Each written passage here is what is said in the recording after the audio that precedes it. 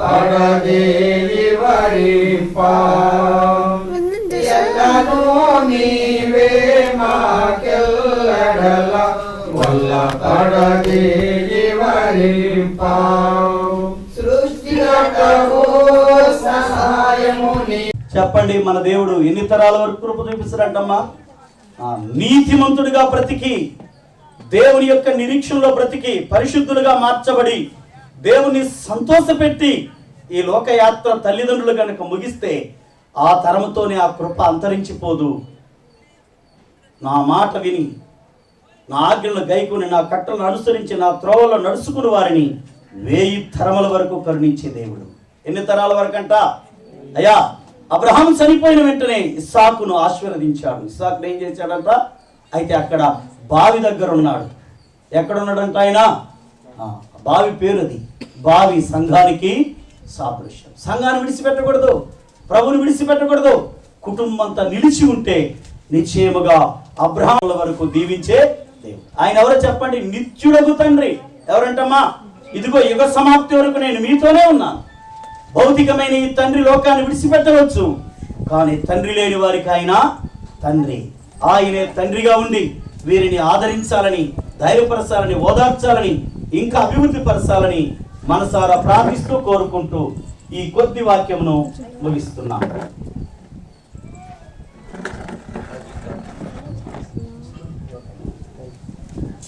సమయంలో నెల్లూరు నుండి వచ్చినటువంటి విషయం గారు వచ్చి చిన్న పాట, అంటే 2 శరణాల పాట పాడి ప్రార్థన చేస్తారు. సమయం తక్కువ కాబట్టి 2 శరణాల పాట. తర్వాత యాకోబు అన్న గారు 10 నిమిషాలు పెరగకుండా 10 నిమిషాల లోపే అన్నాలు ముగిస్తారని కోరుకుంటున్నాను. పాట వలన ఎవడూ రక్షణ పోవడం. పాట పాడినందువల్ల వినడానికి తృప్తిగా ఉంటుంది, కానీ ఇచ్చినటువంటి సాక్ష్యం చాలా గొప్పది.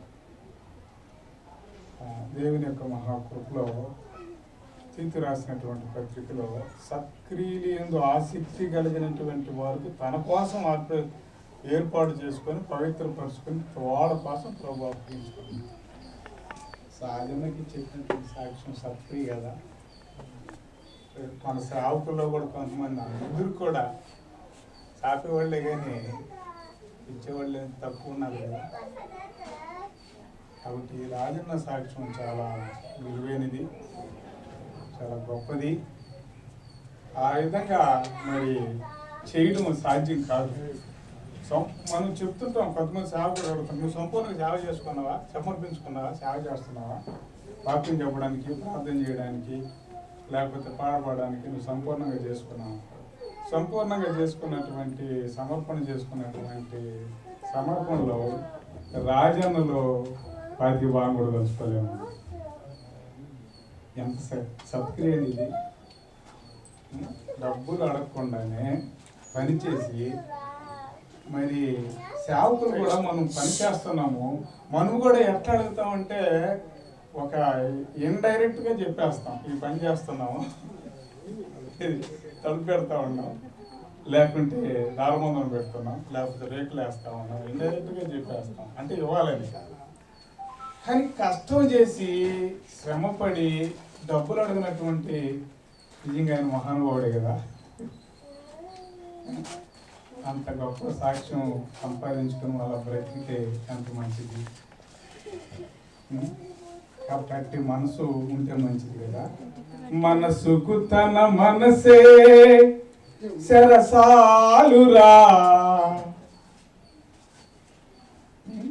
ఏదైతే సరసాలు?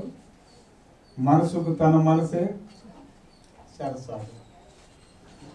కాబట్టి అంత మంచి మనసు ఆయన దగ్గర ఉండేది. కాబట్టి అటు మనసు ఇట్లాంటి అంటా ఉంటే నేను నా యొక్క సత్క్రియ కాదు కదా.